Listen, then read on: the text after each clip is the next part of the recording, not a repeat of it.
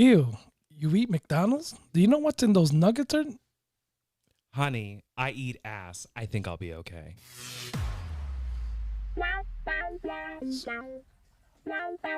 Welcome to GayTalk 2.0, the ultimate podcast for your dose of dish.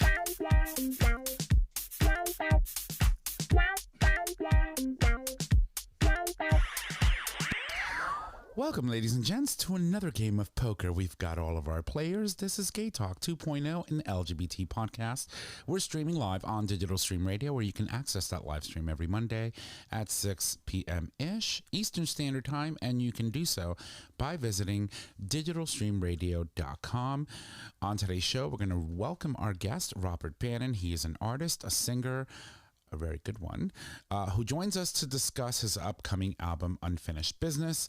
He joins us on the second half of the show, and my name is Tom. I'm your host, and as always, I'm in the studio with my boys, starting with the first one. Hey, y'all, Nick or Trish. And back in the studio, J Bear, poker. I don't even know her. all right. And Good to be with you guys. It's Chris. and welcome you all to The Dish. So we're here, we're queer. It's been a very crazy week. I'm going to very quickly toss it over to the boys so we can, talk about certain things that happened that I think are important for us to mention personally on the show, because that's how we do. And then we're going to move right into stories. So let's start with you, Trish, because you I'm pregnant. She's pregnant. Yeah. It's not mine. She's got I'm plan B pregnant. on the revolving door. Can you turn me up in my headset? Thank you. Yeah, I'm a little low too over here. Yeah, that's because I lowered all the mics. That's Just why. faculties. So, good news. Uh-huh. I officially have been offered a full-time job. I'm no longer interim. Well, that's wonderful. And we gets knew, claps. we knew that it was going to happen. It was Final- only a matter of time. Told you, girl. Finally, some relief for the GayTalk credit card. She got an income now. Right. Yeah. We're very proud of you. Right. Thank you. It's like hotel something here. Well, so it's funny how I found out. Right. So can you talk about that now? Yeah, 100%. Okay, well. So, New Haven is small. The theater community is small. Super small. Everybody knows everybody. And I was at an event, and somebody came up to me, an old colleague of mine, and they were like, "So I hear you have something to tell me." And I was like, "What?" She was like, "Congratulations. I heard you got the job." And I was like, "What job?" And then I looked at her. I was like, "What do you know? And who did you hear it from?" And she was like, I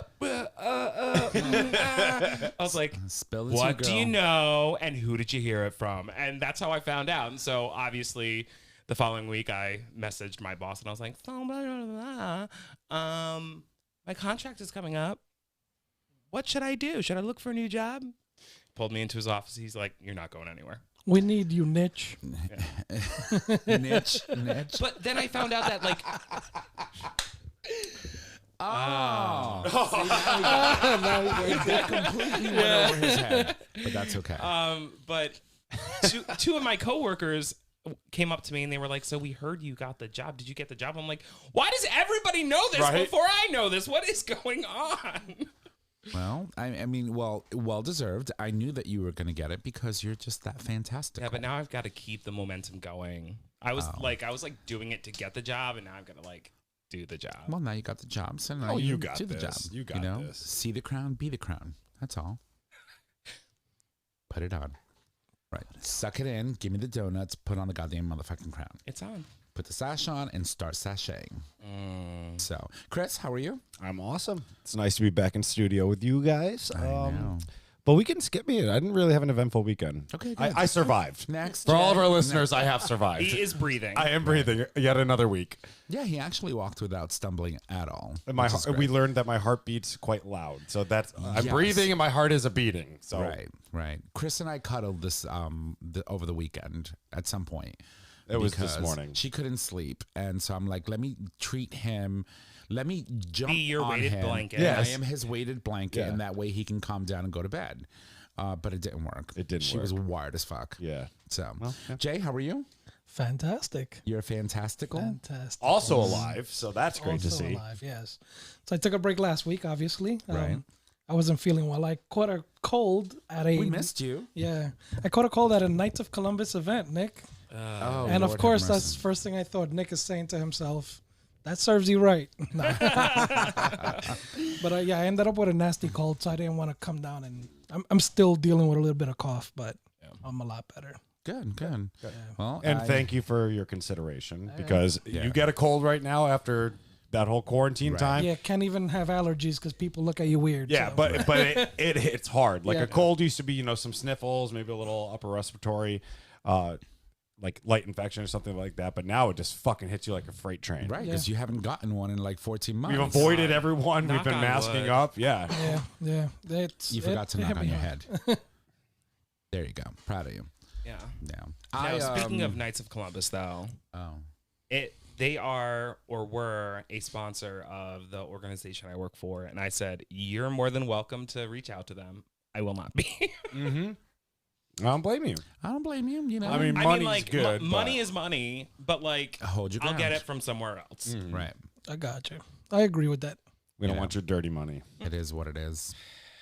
You know, I'm a cunt. we restarted bingo on Fridays, so that's going fantastical because my mother comes over and friends come over. Jay was over. Jay played some bingo as well, and we had fun. So that It's like happens in every the Friday. Heights. Yeah, pretty much.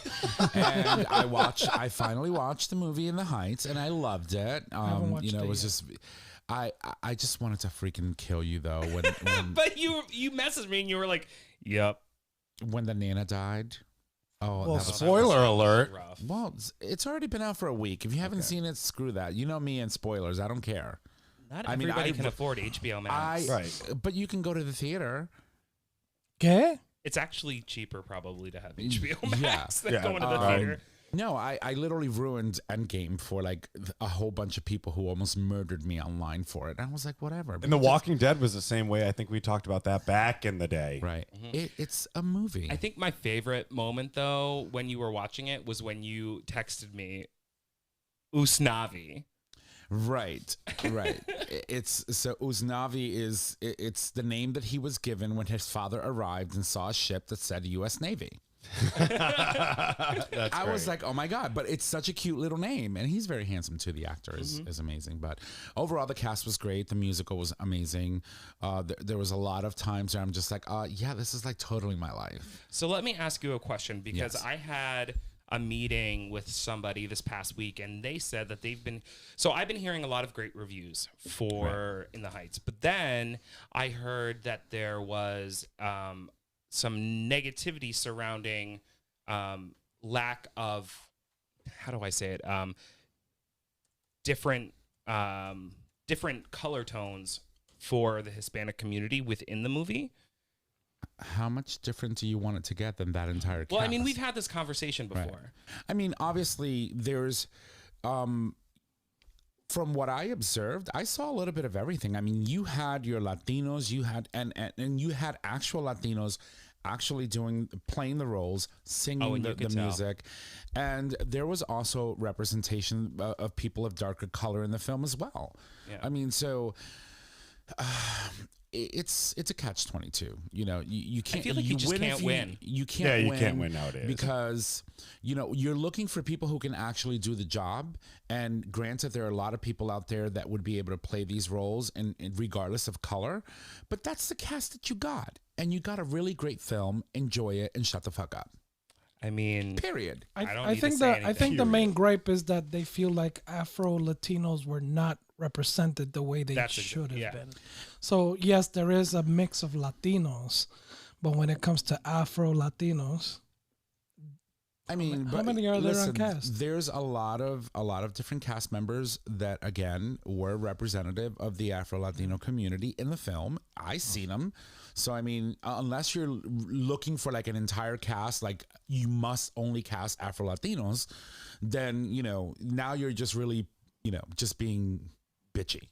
In my sense, but overall, the entire cast, and that was a very large cast, was very well represented.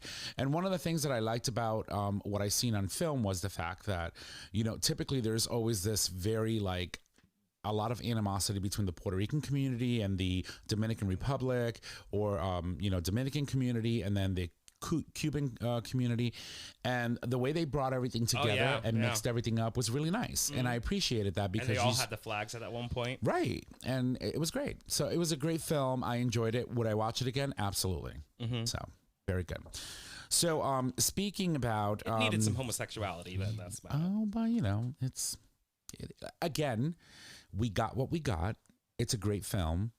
If you want to make your own version with gayer people, blacker people, then make your own version. Did you notice the line when they were in the barbershop, though, where they were talking about somebody coming home and finding their husband in bed with Jose from the liquor store? Mm-hmm. She was like, and you know, he's like this big. The limousine is like this big. No, that's a different line, but yeah. Okay, but it was fun. I was like, I remember that. And line. the bingo part. The bingo part had me cracking up because this bitch. And they were all like, "No me diga." Well, I'm gonna fit it in real quick. Well, not the limousine, but if we're talking about movies at in HBO Max, didn't I watch a movie last Monday night? Yeah, you watched. Okay, yeah. So anyone who's listening, The Conjuring 3, The Devil Made Me Do It. Just find a friend who has HBO Max, like I did here, because it's not worth it. Just saying. There you go. Robert Ebert had spoken. All right, well, listen, we've got some stuff that we do need to talk about before we go on break because we do have a guest on the second half. So one of the most significant things to me that happened over the weekend was the official recognition of a federal holiday of Juneteenth, right? We're talking about, you know, Black Afro-Latinos, and we're talking about the Black community and slavery, and it's important for us to really recognize this holiday because it's actually one of the oldest recognized holidays in some way, shape, or form, either commemorated in some states that we've had in the U.S. as a nation. It goes all the way back. It has its origins all the way back in 1865. We know that Emancipation Day. Okay, so I'm just gonna. Can I chime in just for this note you have here before you get into the Juneteenth thing? Yes. The note you have underneath it. All right. So President Abraham Lincoln's Emancipation Proclamation, or the 95th presidential order of 1862, went into effect on January 1st of 1863. Right. Which deemed any people enslaved in any rebellious states, and the Confederate States, right? Right, were deemed free. So it is important to realize when you look at the Emancipation Proclamation, no one was actually freed. 62 or 63? 62. It went into effect January 1st. Right. In 18, yeah, but I just want to say that because it wasn't issued in 1863. I didn't say it was. Well, I'm just reading the note. I was going to get there, right? So I was going to say, we had the Emancipation Proclamation that happened 3 years before the events of what happened in Galveston, Texas. Like 3 years, like these people were freed years before.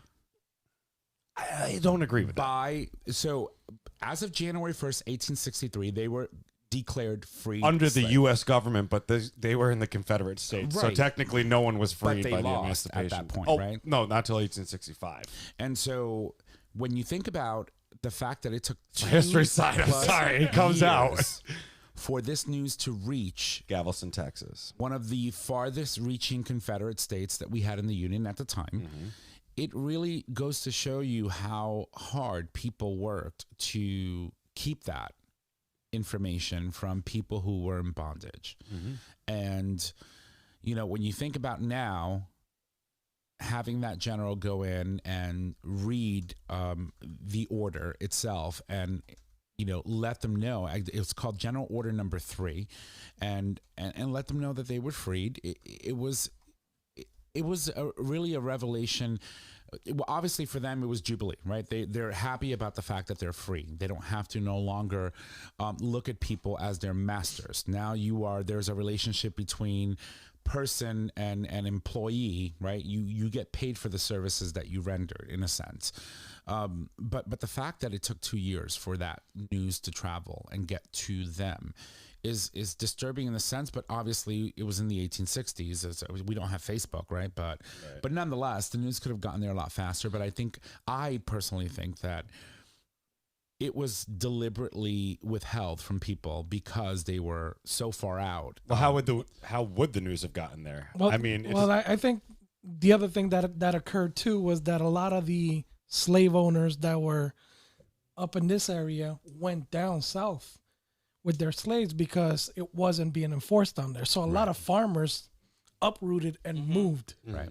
so that they can continue with their slaves because, of course, the Confederate States weren't abiding by those laws. Right. And so the good thing is, obviously, they got the news that they were, in a sense, freed, but we know that that's just all, words. Bullshit. Because you think about everything else that happened, once they were freed, they were bonded in other ways, right? Or prevented from being full citizens, Right. in a sense, in many different ways by many different mechanisms that were put in place to keep them suppressed. Yeah. And but it's important to recognize that our President Biden finally, after the legislation was passed both in the House and Senate, signed it into law, making this an official recognized federal holiday. And pretty much all states already had recognized or observed Juneteenth in some way, except for one state, and I believe that was South Dakota, if I'm not mistaken. Pennsylvania, I know, was the only one that recognized it as a federal holiday. It would have to be a state. Or no, as Like a recognized paid as a sta- state like a holiday. paid Yes, state yes. holiday. Pennsylvania was the only one. Actually, that recognized there were it. 3 states that did that.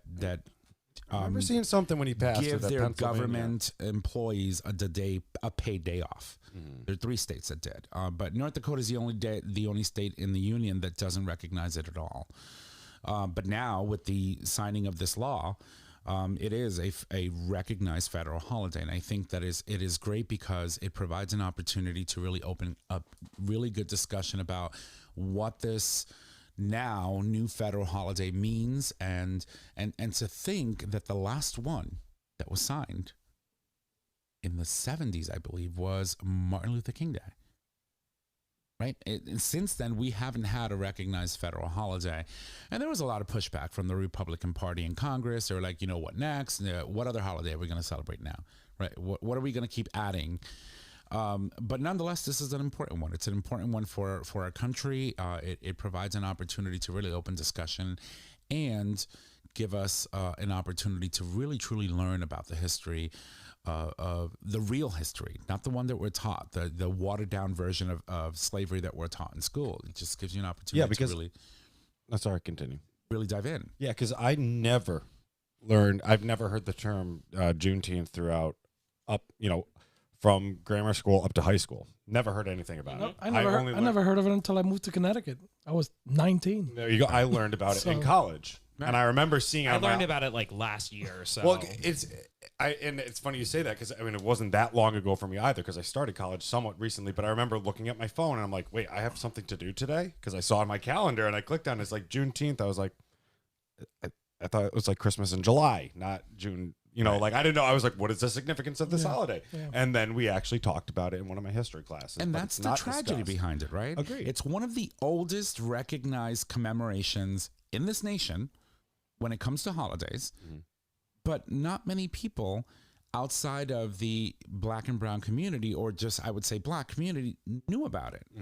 And this really provides an opportunity for the Black community to step up and really show America why they're celebrating it and bring it to the forefront and allow that to also be a catalyst for opening conversations and changing dialogues and perspectives in this nation regarding slavery. And it's something that's, of course, absolutely. And that's something that's so great about President Biden is he is, for the first time in U.S. history, acknowledging a lot of these things. He's acknowledging Juneteenth. He's talked about Pride, which we'll get to, I know, later. He's acknowledged the Armenian genocide. Like, he's talked about things that other presidents, even including President Obama, didn't dare to touch with a 13.5-foot pole or whatever. So that's something we're very proud to call Joe Biden our president because he's really standing up for all people in all communities. Uncle Joe and his Botox. I love it. So Trish is under the impression that Joe gets Botox. Oh, 100%. Look at him. What? He's very handsome, though, when he smiles. He's just all teeth. Yeah. So, Well, I'll take the Botox over the hair plug. So Same. to all I of didn't say the name. So. to all of our friends and family and people that we hold dear in our lives, if you are part of the Black and Brown community, and you find yourself being jubilant about the fact that you have a national holiday honoring something that really goes back in history.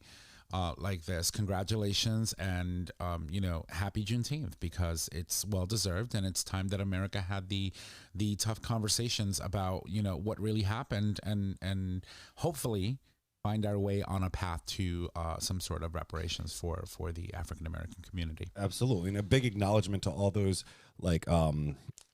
John Lewis's out there. Right. These people who have been fighting since pretty much they've taken their first breath on this earth to really triumph for civil rights. Right. So that is that. Congratulations once again. Happy Juneteenth, even though I know that was Saturday. So we're going to move on. Got a couple of more stories, very heart-filling ones, with our president, and of course also another story that Trish has lined up for us. So why don't we start with your first one? Okay.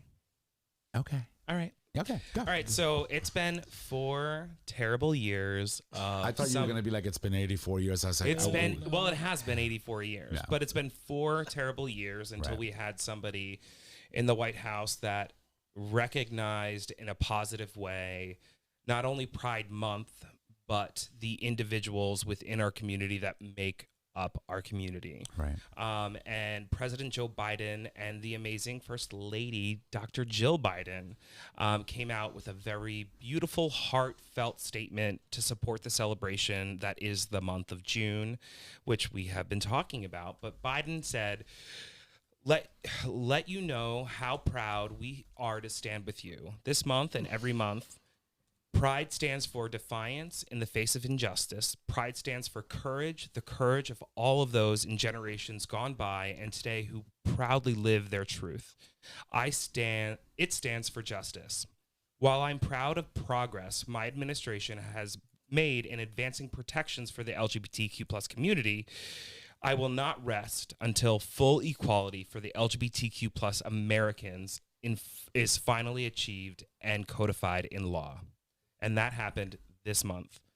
That's amazing. And we went through 4 years of just being attacked by the previous administration, and to have, our president and FLOTUS come out and do this beautiful statement during Pride Month. It's beautiful. And they also did it on Trans Awareness Day, which was pretty amazing.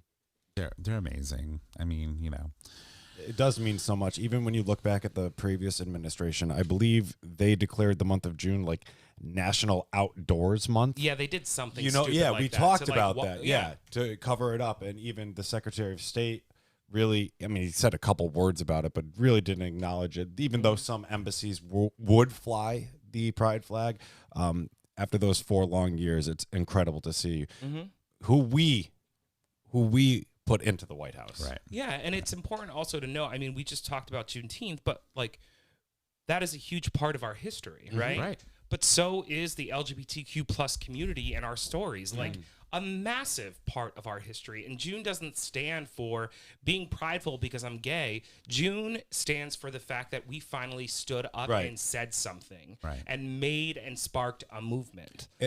And it inspires our community, but it inspires our community worldwide as well. So many nations will celebrate Pride during the month of June, commemorating how we did stand up. Our community stood up at Stonewall and said, we're not going to take this anymore. Right. And So I think that event, we've said many times on the show, was the catalyst for a lot of the modern civil rights movements when it comes to the LGBT community, not only here in the U.S., but worldwide. And, it is the model. It is what people use to commemorate modern history when it comes to our community. But, the struggle was real even way before that. And there's a lot of other, events in history that happened that are also significant, but that really marks the turning point for our community. And I think one of the lines that Biden said was so powerful to me was pride stands for defiance in the face of injustice. Right. And the fact that a sitting president would stand up and say, You did the right thing to stand up and defy your government, to defy the people in power because of injustice. That was right. Right. That is a powerful message. Indeed, it is. I mean, it sends the message that if you believe you're being wronged and your rights are being violated, you have a right to stand up and speak and act up and do all of the amazing work that, our ancestors and people in our community that came before us did to give us the freedoms that we experience today. And there is a huge difference, and this is going to be a very intense twist. I think I know where you're going. There is a huge difference between being continually attacked for being in a safe space and living your true life and self and being honest and open, and having that space attacked constantly and having a group of people literally arrested and put behind bars for who they are.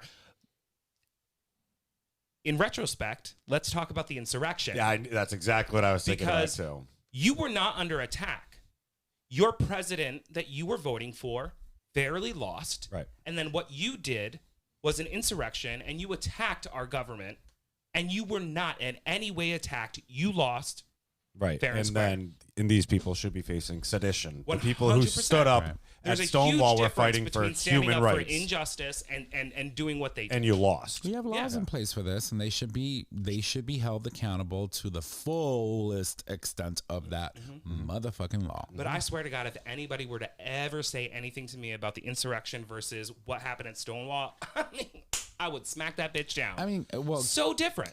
I mean, when you think about, cops constantly beating and treating our community members and raiding our bars, was the reason why all of this started, versus you have American citizens who wanted to put a president that lost in office, and they go and attack and kill individuals and police officers to try to stop the government from certifying an election. And they did disrupt that for many hours. Right. They did disrupt that for many hours. So they acted seditiously against the United States government without being attacked.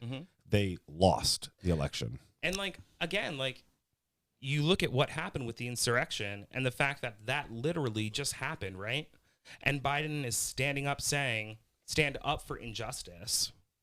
That's kind of powerful, because he's not only saying you have the right to do that, but what this was not injustice. Right. Exactly. It wasn't what we needed to do to get our rights, because nobody's violating their rights. Right. They still are roaming free. Not all of them. Well, not all of them, and Too many. but it's just a mess. So why don't we end on a happy note before we go on break, and quickly mention Sesame Street? I mean, I thought that was a happy note, but okay. It was a happy note, but No, this is still a great story to end the first half with. Yes. So, I don't know if you all watched Sesame Street growing up. I did. Oh yeah, 100. I hated it. The Cookie Monster. PBS. I hated Oscar the Grouch. Yeah. Trish. But now we got Trish the So Grouch. interesting you say that. I have a cousin named Oscar who always loved Sesame Street, and when he would come over at my grandmother's house when I lived with her, he would make grandma change the channel on me on what I was watching, because he wanted to watch Sesame Street. I sort of kind of have resented him for years on that. I hated the fact that I had to change the channel because you wanted to watch Sesame Street. Well, if I came over, I'd be like, change the channel because I want to watch My Little Pony. So Of course. Rainbow Bright. Rainbow over here. Bright. yeah, there you go. Gem. Can you put on Gem? Jam, And the holograms. truly Nice. amazing. Now we're dating ourselves. so this is a really cute story. So Sesame Street is always been a welcoming place for diversity and inclusion. That might be a statement by them. I'm not sure if that's necessarily true, but I do believe it to be true, or I'm going to hope that it's true. They've always prided themselves on diversity. Exactly. Definitely. So they are excited to introduce Nina's brother Dave, his husband Frank, and their daughter Mia to the sunny street that is Sesame Street. So what I find so beautiful and amazing about this is that this show is, as we were all just speaking about, geared toward kids and families, and what that does for our community is it normalizes it. It brings something to kids at a young age, so that when they finally meet the gay dads and the kid, there's no difference. When they finally meet the two moms, there's no difference. Right. It's starting to normalize it in the eyes of kids, because we grew up seeing mom, dad, kids. Right. We didn't grow up seeing dad, child. Right. You know what I mean? So even for us as gay men, that would have been an adjustment. Right. But if you start learning from a young age, Right. it makes more sense. And you avoid the explanation. Like, why do these daddies love each other like mommy loves daddy? Well, no, when you're just shown that two men love each other, two women love each other, you don't have to be taught. Right. I mean, that's how you're teaching. Like you said, it's normalizing it. There's no need for the talk. Yeah. I think growing up, a lot of times with Latino families, it's Uncle Tom and Uncle Jay. They're coming over. Oh, yeah. I know people that are like that. And they're like, I have two uncles that live together. And kids don't realize that shit until they're like teenagers. And they're like, oh, fuck, wait a minute. I still have I think my uncle's gay. I still have friends that have aunts Yeah. or uncles that won't come out. That live with a roommate for 50 years. Right, exactly. Everybody knows, Yeah. but they just don't talk about it. I'm like, Yeah. why not? Like, I mean, it's up to them. Right. If they're It's comfortable, their they'll business, do yeah. it. But It's just, and I think that's all, it comes down to the era and the time you're growing up and how those issues are handled. Because I worked with a female companion who's had the same roommate since her marriage failed. So, you know what I mean? So, Listen, all I can say is, in the words of the late amazing vocalist Whitney Houston, I believe the children are our future. And with every generation that passes, you start seeing children being exposed to the truth, the fact that we love each other and we have a right to love each other and we have a right to marry in this country. And I think that I foresee that in the next 2 or 3 generations, there's going to be a lot of people that are gone that thought the old way, and there's going to be a lot of acceptance coming to our community in ways that we have yet to see play out. And so, it's time. Things take time. Mm-hmm. Yeah. Well, that's all. we can't just sit back. We have to continue doing stuff like this Right, along the way. Push Fight the good those fight. social Right. norms. Exactly. Push them. Exactly. Right. Fight the good fight, but just understand that, things don't happen tomorrow. Mm-hmm. They happen over time. Yeah. Right. Let's make tomorrow. I wonder. I'm waiting for 1 million angry moms to be like, boycott Sesame Street. Oh, yeah, it'll I'm come out like, soon. Oh, it's gonna that's come out happening soon. tomorrow. Oh, Yeah, 100%. It's like, come on. So I'm telling you. Well, listen. It's like when I was a kid, Beavis and Butthead. I couldn't watch it. Mm-hmm. Why? Now parents like that are going to be like, you can't watch Sesame Street. But Mom, I want to watch Big Bird and I want to see how it's going to go. Like, what the fuck? Right. Exactly.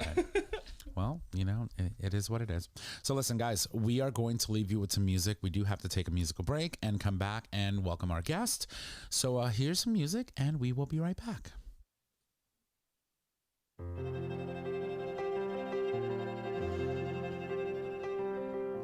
I loved a man who seemed to do it all.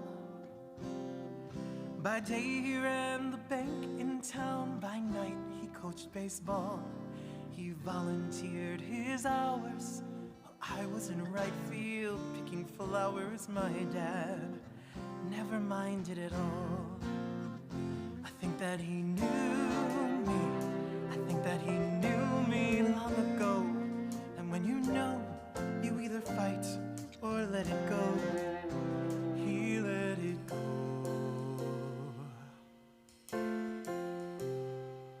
My dad let me dress up for Halloween. He marched me into my first grade class, dressed as half witch, dressed as half queen. He painted me green. He painted my whole face green.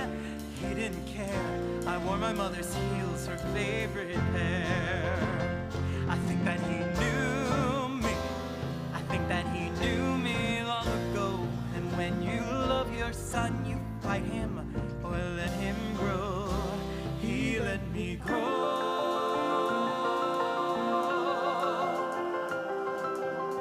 Time goes on, we grow up, we live separate lives. We lose touch, don't talk as much, my dad and I. Time goes on, we hold back, we don't see eye to eye. We lose touch, don't talk as much, my dad and I. flew back home to Pittsburgh from New York. My dad drove out to pick me up from the airport. His eyes were filled with tears. He'd been holding back for all these years. And he asked me if it was something he had done. Was I born this way? Had I ever been touched by anyone? Did they harm his little boy? Did they rob me of my joy? And he asked me if it was something he had done. No, nobody hurt me in the night. No, nobody forced me in that way. No, nobody broke my spirit, Dad. No one made me gay. This is who I am. It was something that you did. You did it from the time I was a little kid. You loved me. You taught me. You let me pick the flowers in Redfield. You held me, compelled me to find someone who respects my mother. Find someone unlike any other. Find a man who loves me just for me. I went and found someone like my dad who set me free.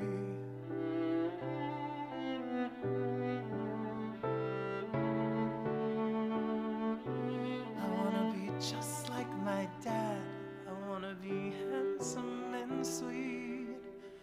I wanna love on my son the way my dad loved on me.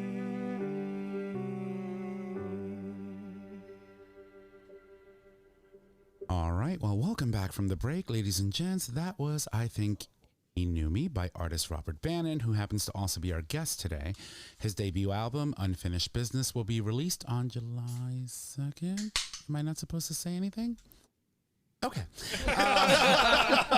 Well, in that case, welcome, Robert, to the show. How are you, my friend? I'm wonderful. Thank you so much for having me here. I appreciate you playing the song. I appreciate talking to you all. You guys are so professional. Oh my God. My heart just sank when you were like, oh, I was like, what, oh my God, No, please. I'm going to literally spray paint it on every billboard, every wall. It's July 2nd. We're shamelessly promoting it. Well, that's good. That's good. So that means I didn't screw it up, which is amazing because I have a tendency to do things like that. Mm-hmm. It's because of our coffees. Right. We're drinking coffee. Our coffees. So, Run on coffee.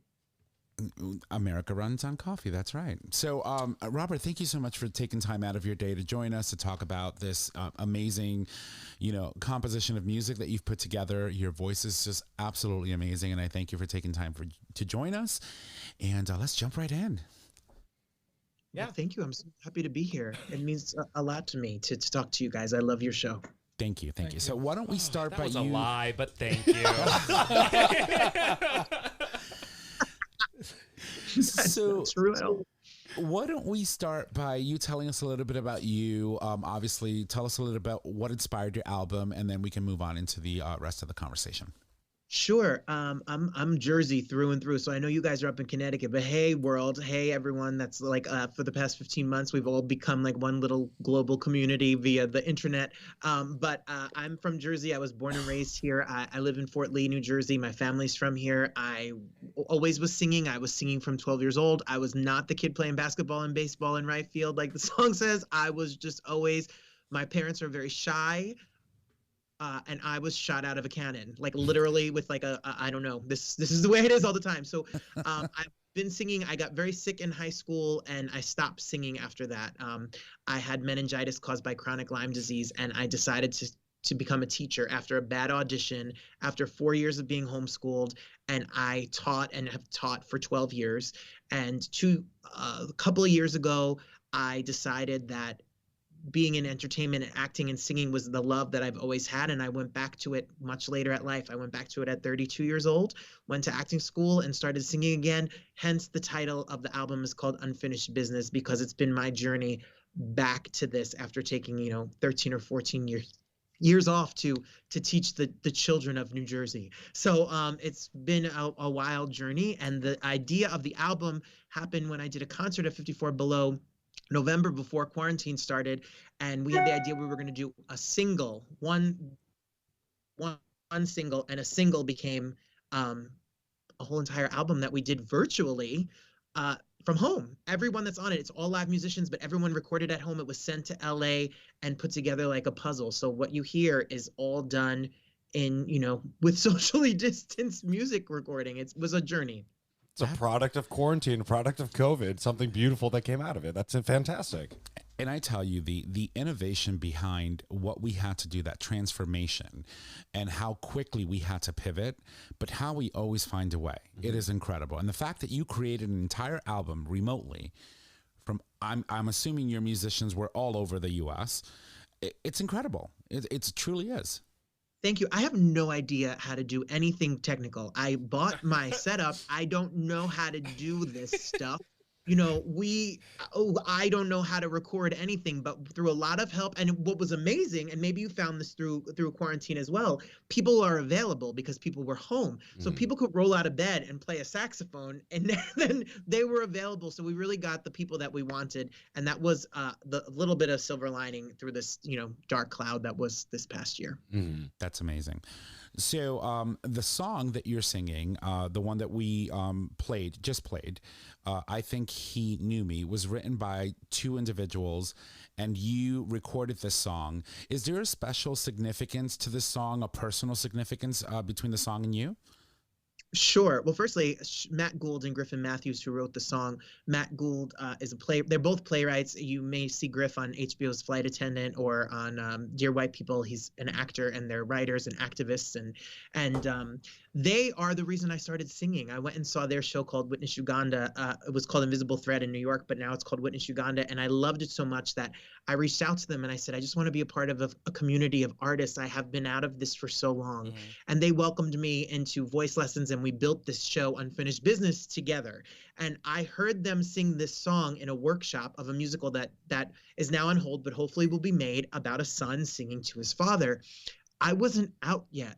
I hadn't come to the point where I was out to my family, but I cried. I heard the song and I just was like, this is the way that I would hope my family reacts when I have the courage to finally be out. That's a whole other story, and I'll answer that. I'll tell you that journey in a second. Yeah, because that's about to come. Yeah. The GayTalk 2.0 is you got to hear that story. But and I asked them when I was making the album is full of songs from the Great American Songbook that are songs that done in a new way, but I needed to sing this song because it spoke to me, it spoke to the journey with my parents, and I love them to pieces. And when I asked them, they gave me the song. They let me sing it and release it. So it's really thanks to them. And you had mentioned, was it Witness Uganda? So this had to do with, does this have to do anything with the Ugandan crackdown on LGBT people back during, I believe, the Obama administration? Well, Matt and Griff have a charity organization that has put students through school in Uganda and supported people and kept people safe, especially with LGBT plus rights in Uganda. And they have gone back every year since to try to continue. And the musical that they wrote is based on that experience that they've had. So it's a beautiful, inspiring piece of art. And I just am so happy that they gave me this little song to introduce to the world in my own little way. Absolutely. And I'd like to hear about that charity where we can, research the charity and make donations in the future. Absolutely. I will send it to you. I know that they work through a bunch of bigger organizations, and that they've put these students through school and tried to give them a safe space. And they have the schools in Uganda, but they don't have the money to go to the schools. They cost money. So that's what their mission has been. Wow. Excellent. Wow. That's awesome. So anyway. So let's go back to the song. Right. Sure. Why did it resonate with you so much? And tell us a little bit about your coming out story. Welcome to Gay Talk. Great. Well, the song resonated for me because I feel like a lot of the times, no shade to all the amazing musicians that are out there that write music for the community, but I felt like I didn't want to sing a dance song that was just overly sexualized. I have a very strong passion that I have so many family and friends that are a part of the LGBT plus community that are just beautiful families. I didn't want to sing the Dancing on a Box Speedo song. I wanted a song that was about love. The song is about love. It's about families and acceptance. So I just really, the song spoke to me because, well, I have Dance on a Box in my day as well. It's not my style of music. So I wanted to sing something that just encompassed, I knew somebody out there needed to hear a story about families that loved and accepted them. And I know that there are so many families that don't. So before I sing the song, anywhere I sing it, I make sure to say, this is for the people who had to make their own family, and you were supported in this community. I came out way later. When I was sick and I was 16, I got a part-time job, and all the years that people are normally learning about who they are, your first crush, your first date, you're 14, you're 15, you're 16, you're 17, I wasn't in school. I wasn't around other kids. I was literally hooked up to an IV trying to figure out I was going to feel better and be better. And the prognosis at times wasn't good. So my focus was not on that first crush. And when I got my first part-time job, when I started to feel better, I met a girl there, and she was the most engaging, beautiful, charming person I had ever met. And I had thought, as a good little Italian Catholic boy, that I'm supposed to find a girl and marry her. We spent 16 years together. We were married. And we were divorced, not because of anything that has to do with my sexuality at the time. It was just such a repressed thing that I just thought, like, I know I'm not like my parents. I know I'm not like my brother, but I'm just going to go with this because it's what, quote unquote, I thought I was supposed to do. Right. I was a coward. I was not the person who was that kid in that song. That child in the song, I think he knew he is the one that's brave. He's the one that knows who he is. He is the one who stands up to his father. At that point, through what I had been through in high school, I wasn't there. And when I got divorced, I spent a couple of years in lots of counseling. My insurance paid for my therapist's beach house somewhere in the Jersey Shore for real. And when I came out, I had a different experience. I was a grown-up. My parents had seen me go through so much, so everyone was very accepting. And I kind of came out to that song to my extended family. I did it at a show on my dad's birthday. I didn't introduce the song. I just sung it. And my dad yelled, "I love you," and they cheered, and we ate cake. Like, it's not the normal story. It's not the story. Was this recent? I was 7, and this was 4 years ago. Okay. Wow. That's amazing. Incredible. Yeah. Son, They're I nice. love you. Give Trish some right napkins, please. Yeah, no, she's really the teary-eyed one. Yeah. Oh, my dad gets all this credit. He's not that great. No, I'm kidding. No, they're pretty good. They're pretty good. They're pretty great, my parents. So you have an interesting selection of songs that you've compiled for this album. Aside from this one that we just heard, you also have "From a Distance," which is a song that was made popular by Bette Midler. Why "From a Distance"? Good question. I never intended to sing "From a Distance." It was never a song. I mean, everyone knows the song. Like I said, I'm 37, so I remember the black and white video. I remember winning Song of the Year. I remember her standing against the wall singing the song. It was during the Gulf War. I wouldn't sing a song like that because it's so iconically hers, and Julie Gold wrote the song, and I knew everything about it. And then a producer that I was working with in the very beginning of this said, "We're going to do the album From a Distance." And he hummed the song. And he was like, that's not a bad idea for us in the time. So I just was like, I need a different version of it. And it's such a known number by her. And we tried to do a whole string arrangement, and we released it in January on a whim. I just wake up and just decided that I wanted to put it out. And I asked people on my social media to send pictures of how they were showing love from a distance. And we put it out in January and dedicated it to first responders. And people seemed to like it. And we recorded me wandering the beach in Long Beach Island, New Jersey. And we just made a little video. And it was because of the name. And she's actually heard it. She's Julie, not Bette. then I would be dead. Julie Gold, Julie Gold has heard it and has been really supportive and sweet about it. And I hope she gets some, people buy the album and she gets a little royalty check to say thank you because she was so kind about it. That's awesome. That's amazing. Yeah, I watched the video actually earlier today, and I was like, "Oh, this is amazing!" And it's like, I love that song. First and foremost, Bet is one of like my go-to artists for anything. Me too. So that's great. So Wait, what's your favorite movie? Of all time or that movie? That movie. Oh, I love Beaches. Oh my gosh, she's my girl. That was my sick song when I was a kid, and they didn't know. man. Why is that the wrong answer? Well, is the yes, right answer? it is the wrong People answer, first but- thought, what am I supposed to say? No, that is the right answer. That is the best answer. I've Come never on, seen not to be a Beaches. Spoiler alert, but come on, Barbara Hershey, in the end of the movie, and they're at the That's beach, terrible. and I'm crying, I and know. come on. I know. when she's singing and that little girl's just staring at her, just looking at her like, I want to be just like you. And the mother knew it too, right? Like Barbara Hershey's character, she knew. She knew, like, my daughter is like a spitting image of You're this not woman dead that I yet. hated for so long and loved at the same time. Well, Beaches, if it's on Lifetime, I'm stuck. I want to cry. I want to eat Ben and Jerry's. I want to watch Beaches. I want to see Lainey Kazan. I want to see Blossom. I want to see the whole thing. 100%. I'm- What do you think you are, a camel? I'm sorry. Off track. So you have the album releasing on July 2nd, which is literally right around the corner. Another 2 weeks and it's here. What are your plans? Are you going to start doing some touring? You have any dates, events coming up? You guys are good. I have July 2nd, 3rd, and 4th. We are doing a virtual release party. I recorded that. I finally met the band that's on it, and we actually recorded it live in New York City.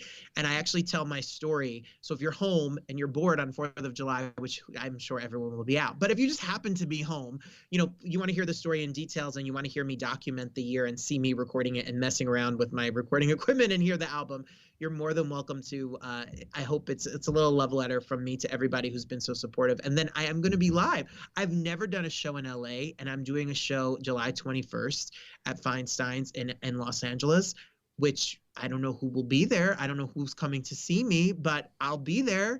And then July 30th, I'll be back at 54 Below, and we'll have a full band, and we'll do a full show, and we'll do the album in person. I'm just happy to be around people and hopefully see some happy faces and people I know and some new friends. And it's a wild ride. Mm-hmm. My shows are not typical cabaret. I'm not going to do Chicago and do, razzle dazzle. I'm going to just give it to you straight, just the way it is now. So it's a tornado.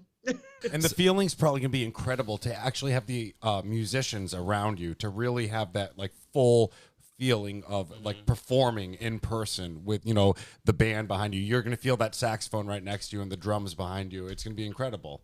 I've thought about it because I've literally thought about what's it going to be like to be back on stage. What's it going to be like, the energy to just be able to jump up there. It's like, I want to get on my hands and knees and just like kiss the ground. It's so touch and go. It's such a blessing to be able to do it. That's amazing. Hands and knees. So what are you doing to prepare yourself for it? Because I mean, obviously this is big. You're releasing an album, and then now you're going to be doing a couple of live events.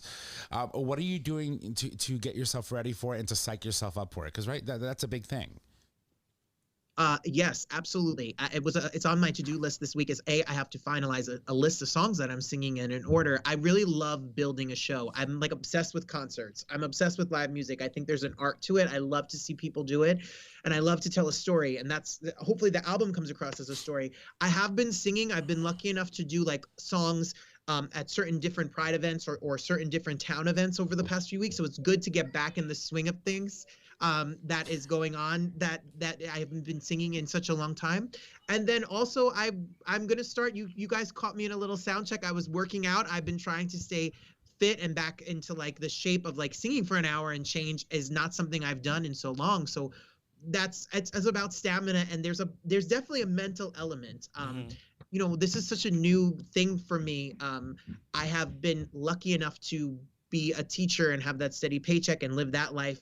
And then I never knew what was going to happen. So the idea that people have resonated, and I hear messages from people, or I get to speak to people like you all, is such a blessing. So I've been really trying to meditate and calm myself down because it's been a more than I could have ever dreamed, and I'm incredibly grateful to everyone who's been around to support me. It means the world to me, really. So you said earlier that you're going back to 54 Below. Now, 54 Below, for everybody in this room, if you don't know, it's a big Broadway scene. A lot of people go there and they perform, like Jeremy Jordan. You have, you know, a lot of people that go there. It's kind of prestigious. So I wanted to ask you a little bit, like, so how long have you been there, and what, like, I don't know, like, what are you going to perform? What's it going to be like?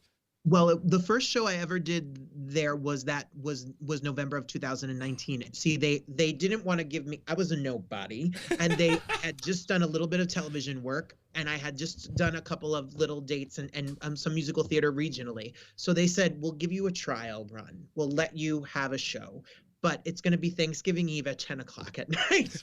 So I was like, oh, great.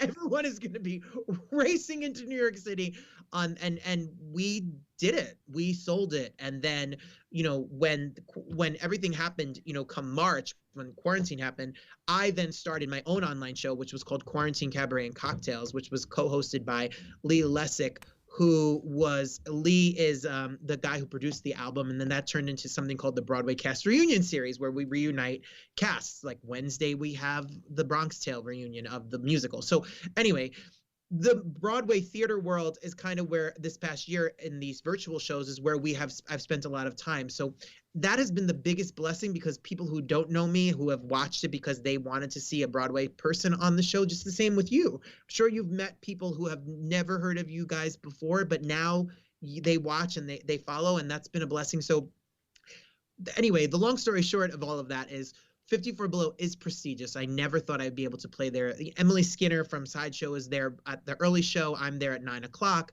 You know, Adam Pascal is there that week. Norm Lewis is there. Like, there are names there, and then there's me. I don't know. They must mix up the emails. I don't think so. But it's a beautiful venue. It's intimate. They've limited the capacity. I think there's only like 14 seats left for my show. It's almost sold out. So it's really been a blessing, and I'm really going to have to like pinch myself to be back. It means a lot. When's that date again? July 30th. 30th? It's a Friday, right? Night. It's Friday night. That's amazing. So book a ticket. I have a question because I'm curious. So you have numerous songs on this album. Which one of them is your favorite to perform? Good question. Well, I am a whore when it comes to high music. I want to. Are we allowed to say whatever we want? Yes. Oh yeah, fuck it. Yeah, go for it. Yes, I'm totally. When I listened to the whole album, I was like, why don't I sing higher notes? I want to just belt and like I think that there can be nothing small and simple. I think it's not good unless you're Patti LaBelle and you're gonna throw a microphone stand at someone in the third row. So I love Once Before I Go, which is a Peter Allen song that was done in The Boy from Oz. It's the biggest arrangement. There's 9 different musicians that are on it, and it's very climactic, and it has this modulations and key changes, and it's a great ending for a show, and it's definitely a favorite on the album. So speaking of Patti LaBelle, did you sing with her? You will do your research. Because I saw a video and I was like, no, she better didn't, but then she did. She did. Actually, now if we're going to bring it up, the first professional gig I ever did was at 12. It was at Juilliard Prep, and we did a show at the Beacon Theater as a soloist for Laura Nero, who's the songwriter for, Streisand and The Fifth Dimension and everyone. They did a memorial concert, and Patti LaBelle was the headliner, and we sang background for her as like a kids choir. There was 6 of us. She was so sweet, and I didn't know anything. My parents are whiter than white, Casper the Ghost, Richmond Park, New Jersey. So I was not jamming to Patti, not that you have to be anything, but my parents were like Carly Simon and James Taylor and Elton John, and I saw Patti LaBelle on that stage, and I was like, that's it. She's it. She is who I want to be. So she signed autograph for me, and she took a picture, and she was so sweet that I've just fanned out for my whole entire life. So I've seen her anywhere and everywhere I could ever go. She's everything I wish I was as a performer. I want to roll around on the floor, and I want to kick my heels off too. So when she did a show, I had not stayed in touch, but she brings people on stage, and I had known her music director, and they brought me up, and you could have knocked me over with a feather. She is everything. So she is the goat, the queen. But her reaction, though, like when I say you got up there and you like crushed it, you crushed it, because she was like, what the fuck is this white boy doing? Like, goddamn, I'm not even, it's an amazing video. Well, I was with my friend Mike, who is boring and straight, and we were in the second row. And Love you, Mike. No offense, Mike. I'm sorry. I love him. He's going to watch this because he watches everything, but he'll get a kick out of that. So I was sitting in the second row, and I said to him, when I go on stage, you have to film it. And he was like, what the hell are you talking about? You're going on stage. I said, no, listen, just when I go on stage, take out your phone and film it. So I don't know. It was just me and her. Like, I didn't pay attention to the people in the audience. I just wanted to live my diva moment. Oh, you did. Thank you. I loved it. It was for me. I'm grateful for you guys watching it, but that was just me crossing off the bucket list. Yeah, I mean, I could never imagine that experience. These two are like one and the same right here. I feel believe like so. whenever Trish can't be here, you fill in that seat. No one would know. Like, it would just be the same. You're fired. I'm taking your job. I mean, that's fine. It is a decent amount of work, but I'm more than happy to give you the passwords to the email and all that stuff. All right. As a matter of fact, your job is safe. You're good. Good, because it doesn't pay. So I have one more question before I toss it over to the rest of the guys. But so our Pride in New Haven is in September, and I am on the board of our Pride Center. If we found a way, would you be willing to come and perform here? Are you kidding? You don't have to find a way. I'll just get in my car, drive up 95, go to New Haven. You said New Haven? Mm-hmm. Yes, of course. It's not that far. All right, I know, but I want to make sure we can pay him. Like, we're gonna pay you for your travel and money and stuff. So, like, I need to make sure the budget's there. So, absolutely, it would be my honor and privilege and pleasure. I would absolutely be. It is. I was just talking about this to my partner, who I said to him earlier. I said, I'm not. For so many years, I was so scared to come out. It was something that was such a fear of mine, and to be someone to sing at Pride, or to have people reach out and tell me their story, I want to just keep telling them, like, you guys are doing it. Like, I had such a wild journey. It's such an honor. I had gotten to do North Jersey Pride. I had gotten to do Englewood Pride. I had gotten to do Columbus, Ohio, played the video part of their Pride. Like, it is surreal. It is so surreal, and such something I don't take for granted at all. It's been a real blessing, and I love this community, and I love Pride because I love the word. Because everybody, no matter what your gender, sexual orientation, religion, race is, we all should have pride in who we are, because I think we're just beautiful. Everyone has something beautiful. So thank you. That I'm incredibly humbled, and I am so would absolutely love it. Absolutely. You've got it. So you better start working on that, Trash. Homework. I got a Take me 5 question. minutes. I got a question. Shoot. The quiet guy has a question. So I'm reading here, you're a history teacher? Yes, I am a history teacher in real life. I would yes. have I would have thought more music, but that's probably just me thinking within the box. So, well, people have asked me why I wasn't a music teacher, and I was like, have you ever heard 32 kids play hot cross buns on a recorder? you're not wrong.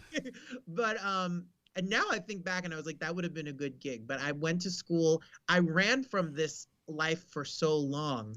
I wanted to be everything that I am not, because I was so afraid. And that's why at the end of my show, and that's why the theme of Unfinished Business is everybody has something. It could be to learn a language, to go to the gym, to learn how to cook, to open that travel agency, or whatever's been in your head. Somebody has something. The last show I did before quarantine was on New Year's Eve, and a guy in the front row yelled out, "My wife wants to open an Etsy shop."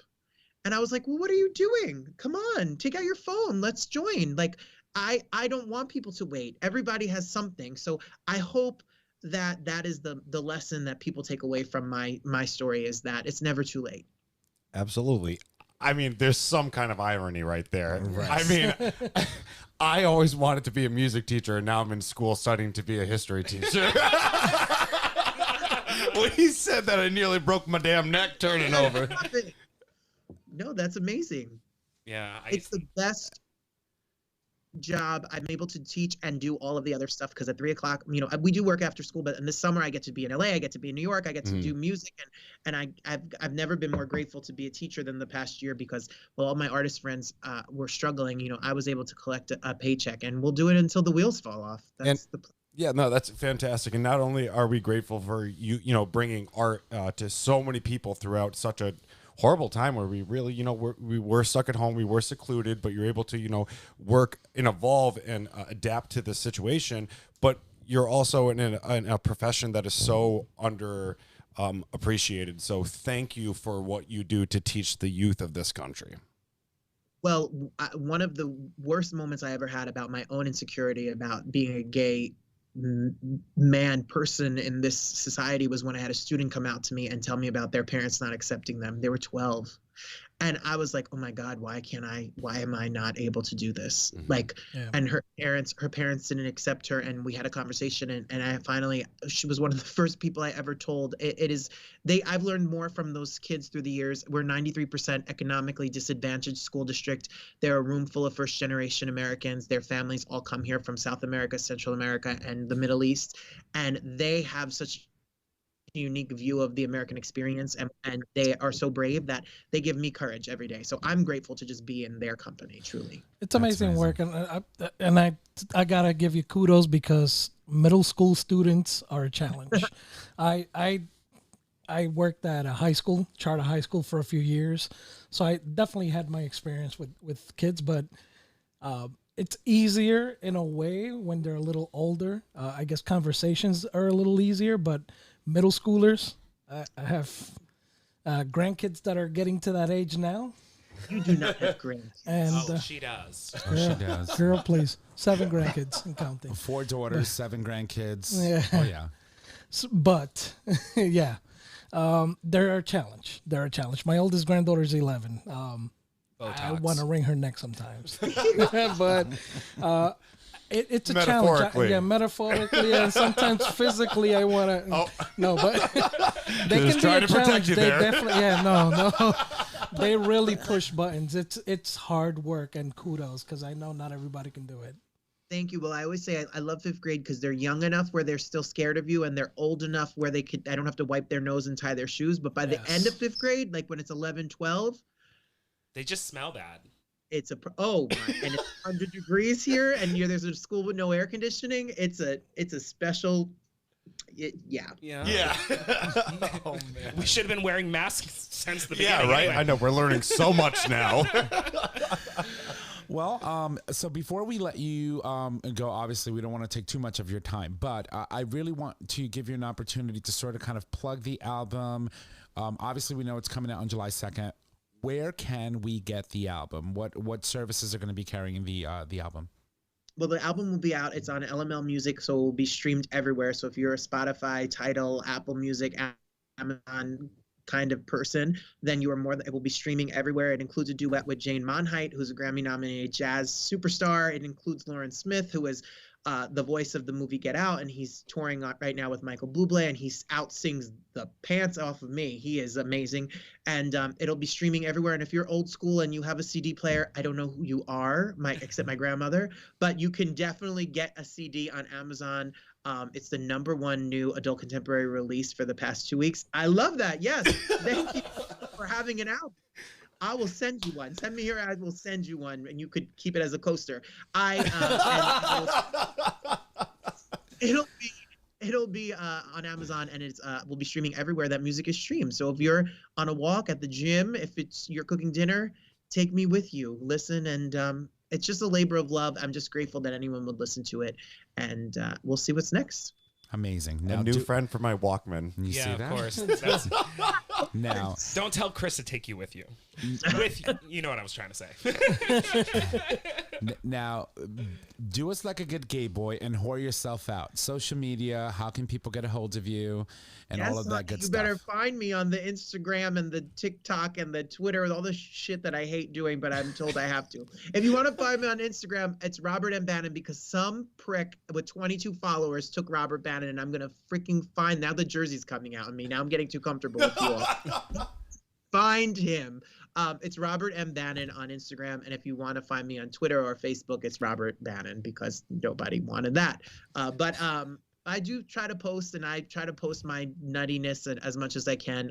I've now become an open book. It's all public. And you know, people ask me today, do the students know about me? Am I out at school? I'm here. We're here. You'll be on my social media. So I'm living in my truth and authenticity. And if you want to find the journey and send some love my way, come say hi to me on whatever social media you would like.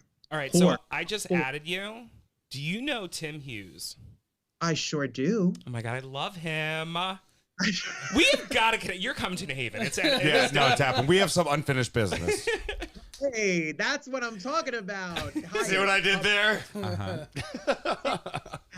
Was on on my do you want him to come on your show? He could come on your show. I mean, I could just text him, but well, then you know him even better than me. But no, I was his company manager. He probably doesn't even remember me at this point. No, I'm sure he was really a good sport, and he is so super talented. And he did our Frozen reunion. We had the cast of Frozen, and he was like the ogre. Or, I don't know. I've never seen it. The tallest ogre, but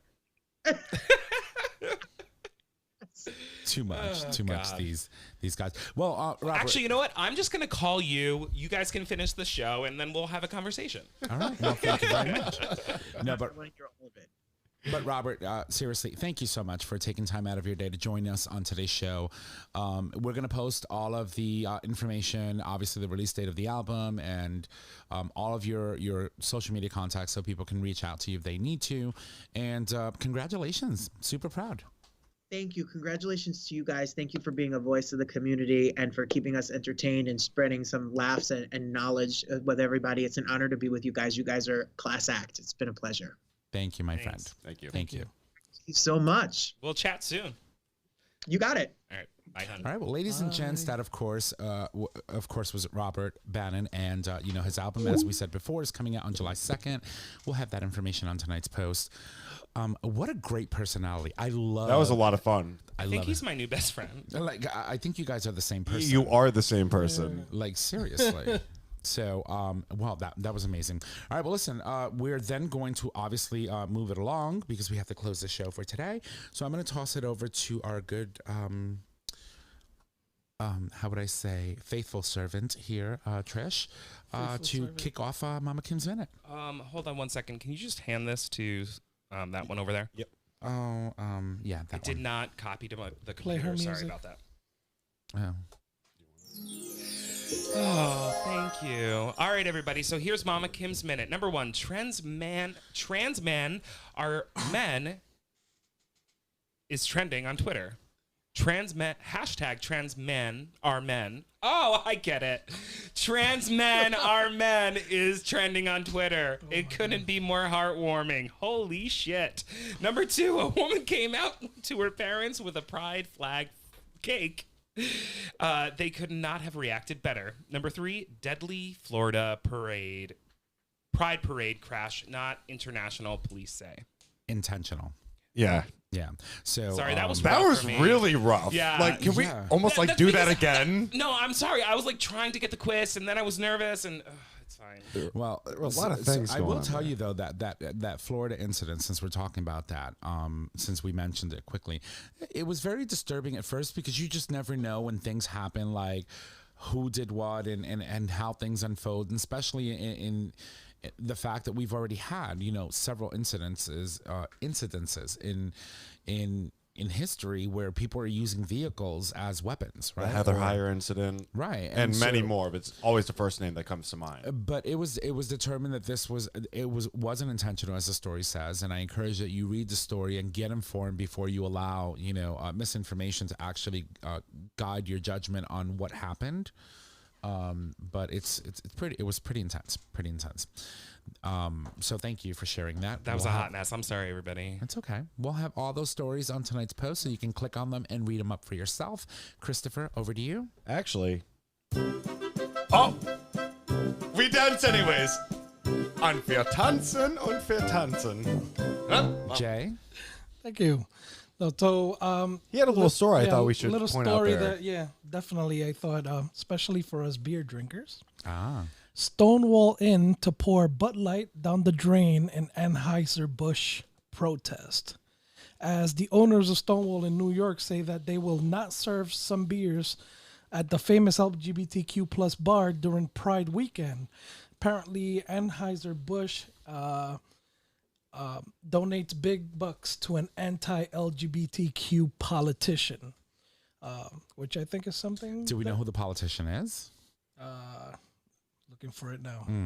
So, and then the thing is, so you're saying they're not going to serve the beer only on Pride weekend? So are they going to serve it at any other time? Like, what's the whole point of like not serving the beer? Well, just well, during because Pride It weekend? says they're banning the beer, so I'm assuming it's going to be a long-term thing. It's right? no different than when the owner of Yingling came out as a Trump. I said Trump. Yeah. As a Trump supporter, a lot of LGBT bars got rid of Yingling. So I think they're saying here, we're not going to carry this product if you're going to donate to politicians who are against our community, who actively advocate against our community, and who push legislation against our community. And I think it's a great call. I get that, obviously. You know, I would be on board with that too. But the way it read was that on Pride weekend, they weren't going to be serving those beers. So what happens the rest of the month or the rest of the year?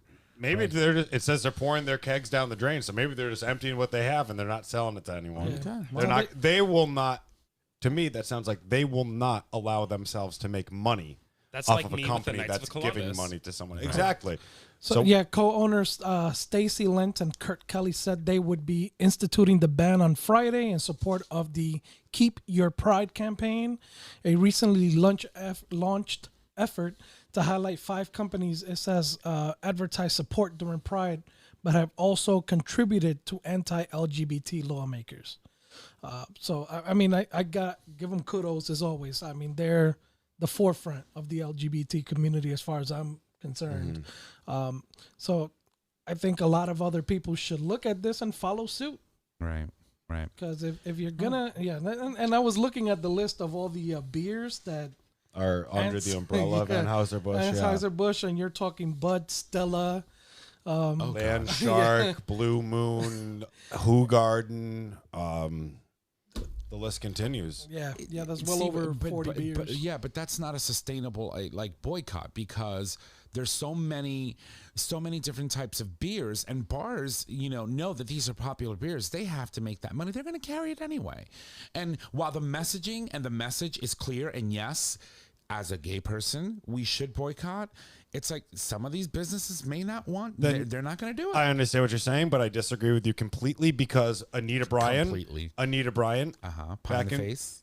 Back in the, was it the 1950s, 1960s, who was speaking for Florida Orange Juice? Yes. Gay bars were boycotting Florida Orange Juice and created the cocktail, the Anita Bryant vodka and apple juice. That bitch lost her job. Yes. So we can stand up, and businesses can make money by not supporting people who will pour money into these dirty, hateful politicians. But listen, so it can be done. How many companies pour money into all types of politicians? I'm saying it's been done in the past, and it can be done again. I just don't think that I don't see a lot of gay bars, honestly, and especially when the owners are all about the money. They might be even part of the community themselves. I don't see them literally trying to pull like 20 plus, or how many beers? That's well over 20 beers. Yeah, 20 plus beers off their market when they're popular beers that people buy. Well, instead of Bud Light, go for your Coors Light, because Coors Light is a big supporter of the LGBT community. Fucking water. So is Bud Light, and Bud Light's not going to stay out of my house now only because of gluten. It's going to stay out of my house because of this stuff. Okay, well, good for you. Budweiser, Bud Light, Michelob, Stella, Patagonia, Estrella Jalisco, Busch Well, Beer, no one should have Busch or Natty Ice anyway. Okay, first of all, they're doing you a service by getting rid of that. Shark, Presidente, Hoegaarden, Hot Shock Top, 10 Barrel Brewing Company, A&B, Blue Point, Cisco Breweries, Alasian Breweries, Goose Island. These are all the beers they carry. Mission. That's a gluten-free one too. Yeah, Red Hook, Vezasur, Virtue Cider, Wicked Weed, Wentwood. Beyond beer, it's insane. The well. list goes on and on. So it's gonna be very challenging to see a boycott like that go through full throttle. Well, I when a mean, lot they of did the- it with Chick-fil-A. I think but a Chick-fil-A is not significant in the amount. bars. I think No, a I know, but significant amount of Chick-fil-A bars had could been- make an impact. Yep. But when Agreed. we boycotted Chick-fil-A, they got pulled out of like so many different colleges. They lost a lot of That's business. what I'm saying. Right. It And can so be done, and it starts from the bottom up. Well, and the fact that it's starting from Stonewall, which started everything when it has to do with the Pride movement, if you think about it in America, right? It literally can be a catalyst for change. Listen, it's booze. It's booze. That's the difference. Yeah. It's booze. I'm It's booze. We can talk about food all day. This is booze. And you arrive at someone's party and all they have is Bud Light and you like to drink and you're telling me you're not going to have that Bud Light? Okay, it's COVID. Everything's expensive. Everywhere is BYOB right now when you go to a party, okay? So they ain't supplying you your Bud Lights. Not necessarily. There are people that still offer. Trish brought the Trulies. The point is, at the end of the day, they do donate over $35,000 and have donated over $35,000 to 29 different legislators who do vote for bills that are discriminatory toward the LGBTQ plus community. So you have a choice to stand up and not drink their products, or drink their products and not buy it, or don't give a fuck. I don't know. That's the reality. Well, that's how it starts. It starts with one person refusing to pay money to board a bus in a town or state that discriminates against them. It takes one person who chooses not to order a sandwich from a company that pays money to discriminate against them. And it takes one person who chooses not to have a beer poured for them and pay for that beer that supports people that discriminate against them. Call me the cynic. I don't think that's going to work. Not when it comes to booze. I think it's more of a statement than anything else. No, and the messaging might resonate well on social media. I think that there's different ways of doing it. The fact that it's coming from Stonewall may gain it some momentum in a sense. But, in the end, booze is booze. And maybe it's time for Tom to get back to working on that list of companies that discriminate against LGBT. You mean this bitch that's been working on it for 5 years now? I think it's 6. Yeah. Right. All right. Well, anyway. Thank you for that story. On this day in gay history, should we do? Yes, I want it again. Thank you. No, you don't. You shouldn't get it again. She's nasty. Why? They weren't part of Anheuser-Busch. That's like an American company now.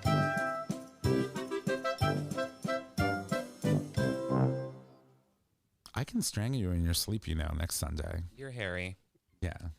All right. As always, On This Day in Gay History is brought to you by GayTalk 2.0, an LGBT podcast, because I think we sponsor it now. So on this day in gay history, when June 21st, 2000, in the United Kingdom, Section 28 was repealed in Scotland. Trish, you are right. This is going to be a hard one for the end of the show. It's fine. So Section 28, which was repealed, stated that Section 28 states that local authority, quote, shall not intentionally promote homosexuality or publish material with the intention of promoting homosexuality, end quote, or, quote, promote the teaching in any maintained school of the acceptability of homosexuality as a pretended family relationship, end quote. To reiterate, it was Repealed. Right. So it sounded not so great at first, but no, this was repealed. So basically, at one point in time, the UK had laws on their books that are very similar to the ones that exist in Russia. It's a propaganda law. You couldn't talk about homosexuality in a way that encouraged children or anyone that was underage to be exposed to such education. Even though it is important to point out that those laws were enacted years after these laws were repealed. I mean, as well as 2000 wasn't too long ago. It's important to point out that Anheuser-Busch is funding legislators who would support if this. They could support a law like this. Yes, right. Absolutely. Oh, look at that. Good luck. I'm sorry, was that knife towards me? No. It's not working. Just driving it home. Just driving it home. I just still believe that's not Oh gonna my work. God. Good I luck. love you all. Good luck. I We love have you such too. a good time here. They're nasty. Anyway, why don't we just move it along then? So if you love the show, make sure you go subscribe, rate, and review on your favorite podcasting service. By subscribing, you get the latest and greatest of our show delivered right to your favorite device or web browser as soon as our episodes are published. You can also support us on Patreon, which allows you, our subscribers, to support the show with a monetary donation, which we collect monthly and can be in any denomination of $1 or more. Chris? That's me. Next week, it's all us. That's right. We got another week of the dish. Definitely chime in if you'd like. Give us a call. Also, don't forget that Euro Cup 2020, and yes, that is correct, is happening right now. So be sure to tune in and check it out. Denmark, way to go today. Also, this upcoming weekend is part of Pride celebrations in a lot of places, especially in New York City. Like we mentioned before, 2 episodes ago, there might not be a huge presence in regards to like a physical Pride, but there's going to be a lot of virtual things happening and smaller gatherings in certain businesses. Visit their website and get familiar with what's going on so that you don't show up on Fifth Avenue or even in the Village and not be thrilled when you don't see the parade that you expect. Just saying. All right. So thank you to our guest, Robert Bannon. It was amazing to connect with you and listen to your music today. And we are, of course, now best friends. You guys are the same person. Like, And you're best like friends. soulmates at this point. Yeah. No, I think Trish is his spirit animal. it's Prime Day. I sent him a bracelet already, and we're best friends. Oh, she's nasty. All right. Well, and now here's Nick with a weekly reminder for all of you bottoms out there who want to keep their buttholes on point. Yes, we are talking about the future method. Thank you. Get the Future Method today. Each time you clean out with water or enemas, delicate tissues are harmed and cells are damaged, increasing chances of injury and or STDs. The first of its kind, doctor-developed formula gently cleanses before you play without hurting your bum. Visit futuremethod.com to purchase your life-changing bum cleanser today. All right, Chris. Well, I know Dr. G and his peeps worked really hard, and they got that booty hole cleaned. I'm going to be safe, like we all should. And we're going to put a rubber on it anyway. Okay. All righty, ladies and gentlemen, our show is available on our website, GayTalk20.com, under audio podcast. It is also available as a free download on Apple Podcasts, Google Podcasts, and Stitcher Radio. You can find us on social media, Facebook GayTalk 2.0, Instagram GayTalk 2.0, Twitter at GayTalk20. You can email us at GayTalk2.0 at GayTalk20.com. Take it away. Thank you. Well, I can't say Nick announces, but... But Tom, take it away, like literally. Wait, were does, you it- banned from saying that? No. No, she just stopped doing it, and I Yeah. appreciate it. I love it. Yeah, because I'm an advocate for that. All right, Tom, take it away. All right. Well, if you need to reach out to us, just head on over to our website. Click on the Contact Us tab located at the top of that web browser. There you can leave comments, suggest topics, submit a question for the cast or an individual host. You can also call us and leave us a voice message. We can answer any questions you have on the air. On the air, not ear, sorry. Just call 334-GAY-TALK. If you need the digits, it is 334-429-8255. Don't forget, we do stream live every Monday at 6 p.m. Eastern Standard Time, and you can access that live stream by visiting digitalstreamradio.com. And with that, ladies and gents, that is our show. Thank you, and y'all have a good night. Bye!